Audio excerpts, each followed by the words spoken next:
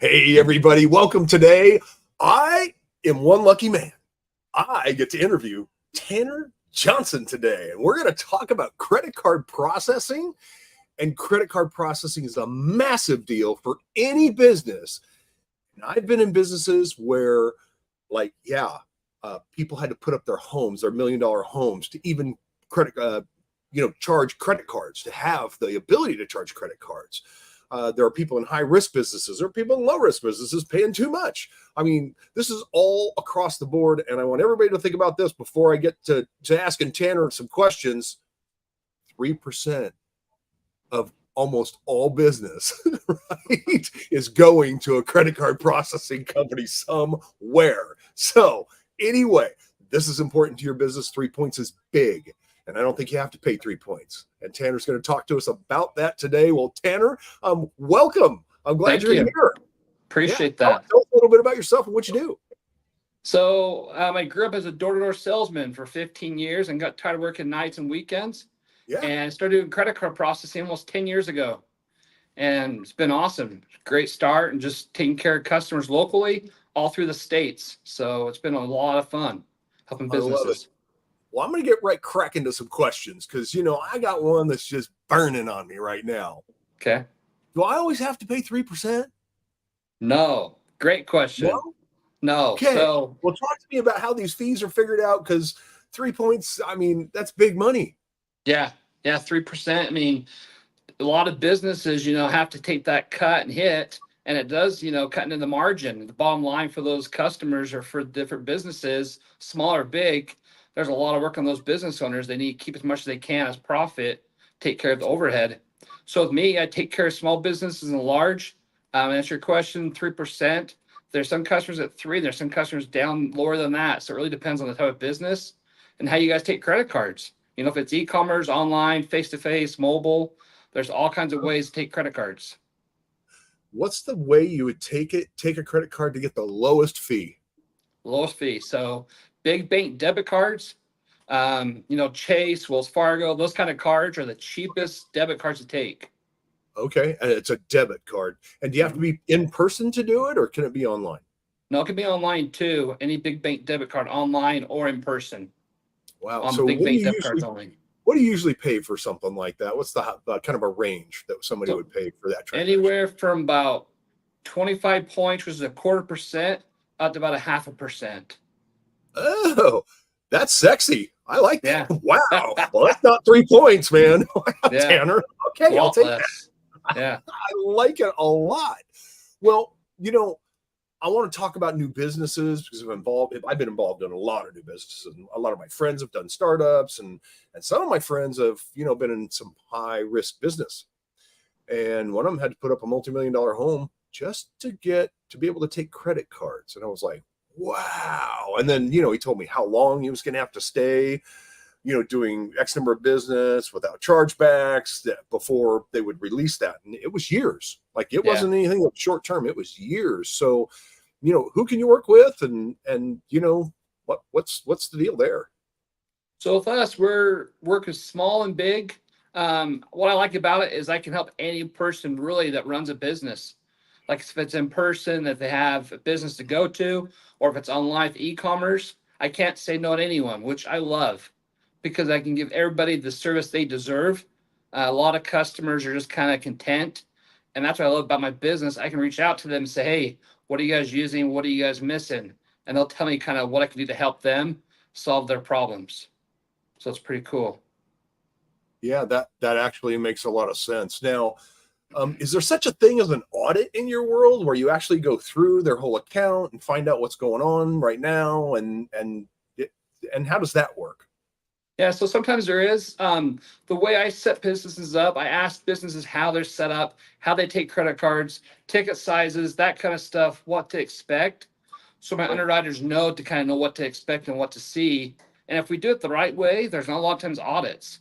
I mean, once in a while, if they run a large ticket out of the norm, then they'll audit it for a day or two to make sure everything's okay, there's no fraud. But usually it's pretty good if we set them the proper way. How long does it take you to kind of go through somebody's account and kind of give them a synopsis of what's going on? So if someone said, hey, can you look at my account and see what we can do to help them? 15, 20 minutes and kind of break it down. The best is I want my customers to know where they're at, and then they can make an educated decision on them and what they're looking for their business, the best fit for them. Got it. Now I have a ton of friends and coaching customers that, they're probably asking a few questions in their head like I am right now, like, ooh, if I change to you, how do I change over my website? Because I know a lot of digital marketers that are out there, doing that type of marketing, selling programs, that kind of stuff online. And, I don't know if that's considered high risk anymore. I don't think it really is. But anyway, yeah, that's a space. So is it pretty easy with your platform to get connected online? It is. A lot of businesses are online. They have stuff face to face, but also online with e-commerce. It's an easy switch to do. I have a lot of customers. They're like, you know what? I don't want to mess with the switch. After I do it, they're like, that's it. I'm like, yeah, that's it. I'm like, oh, that was easy. I mean, it really isn't a headache. People think it is, but it's not. Yeah. Yeah. Well, and that is, kind of the misconception, I believe. And I've changed. Boy, have I changed. I've changed processors quite a few times. And literally in the early 2000s, it was a bit painful. Yeah. It really was. It was a bit painful. We didn't have these little devices. I couldn't charge people's cards on my phone. I mean, it was quite the deal. So I guess it's changed. Yeah. Well, and the cool thing, Joe, is I'm very hands-on with my customers, if it's on the phone or face-to-face, and they love that because it's hard to find those people to help when you have to make a change and get that support. It's huge. Oh, got it. Okay. Now, I know there are people out there, Tanner. And folks, if you're listening to me right now and you think I'm crazy and up in the night, I'm not. There are businesses and people who do not take credit cards. I believe it's a mistake, but I want to hear from Tanner what kind of mistake they're really making. Yeah, that's a great question. I love that because there's a lot of customers like, hey, I'm tired of paying those fees. I'm not going to take credit cards, or they never did at the beginning of their business.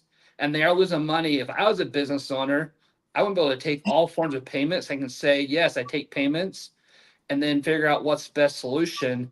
And I honestly think you can upsell your customers. If you're not taking credit cards, start taking credit cards, because you can upsell your customers. For example, let's say it's a remodeling company and they're doing construction and someone has $10,000 saved to do their bathroom.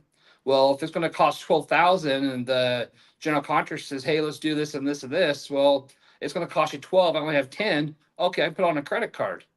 So you really can make more money if you take credit cards and, help your customers take payments.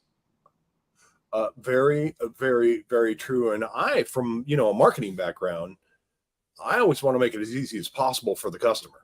Mm-hmm. You're not taking a credit card. You are not making it easy for some customers. Yeah. And it might be most of your customers. And, I hang around some pretty smart people that use terms like total addressable audience. What are you doing, for that total? Is that total addressable audience? How much of that total addressable audience wants to use a credit card instead of some other online? What if it's over half? What if it's 70 or 80% and you're not accepting credit cards? You are making a massive mistake, right? You are leaving what I would call money on the table. So don't do that. Right? Well, Joe, too, anyway, some merchants get burnt and so they kind of get tired of the credit card processors. But if I'm with you hands-on and helping you, I have merchants love it. I have customers that started with me 10 years ago and they're still with me because of the service that we provide for them. So. Right. And that is a big deal. Service is a massive, massive deal. All right. Well, is there anything that I can, any last words you have for these folks? I think the biggest thing I hear from customers and, future customers is say, I'm content, I'm happy, I'm okay. And I ask them, like, really, are you okay? And they're like, well, I don't like dealing with it. It is what it is. I'm like, no, you don't have to feel that way. I want you to be happy about your current, setup.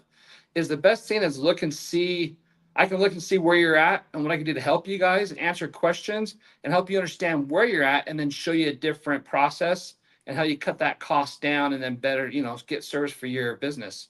Because you're busy running your business. It takes a lot of work. It does. It absolutely does. I love one of these comments that just came in from Stacy. It says, also has an amazing feature. Here, let me show it. You also have an amazing feature to allow you to charge credit card fees easily if you wanted to pass that charge along to your clients. I do. Yeah. I do. Yes, I want to pass that fee along. Yes. And I've never heard of that. That's cool. How does that work? So there's some different options, different fields we do where you can pass that fee on legally and compliant, because you'll make sure you're compliant with your business. You don't want to do it non-compliant. I run businesses where they're running 4%, 4.5%. Legally, you can only do 3%. So make sure you're set up properly that way. And that's an easy thing to do, to pass those fees on, and you have more in your margin for your business passing that fee on. So you're not paying for everybody's Hawaii trips with the reward points. Boy, have I felt that way. Tanner, my business has done those transactions up to probably $250,000 with American Express, and I'm sitting there going, 3%. Boy, that was, whew, Yeah. that was an expensive transaction, but it's a whole lot of money too. So, I just threw it to the wind and called her done. Well, Tanner, I really appreciate you being here today. Everybody, Tanner's a vendor to the Started Up Smart event that's happening on the 12th. If you don't know what that is, well, pay attention, because here it is. Yes, confirmed speakers. And Tanner will be there as well. And Tanner's a vendor. You can talk to him directly, talk to him about, credit card processing fees. There's a lot to this event, folks. Like, there's a lot of speakers. Please, if you have any desire of learning more about your business, learning how to operate your business more effectively and more profitably, so you keep and take more money home, this is the place to be. Tanner, thank you so much today, my friend. I appreciate you being here and talking about credit card processing and how that all works. I want to have you back someday. Will you come back and talk again? Love to. Yeah. It'd be I awesome. love it. Thank you, Joe. All right. Thanks, everybody, and peace out. We'll see you soon.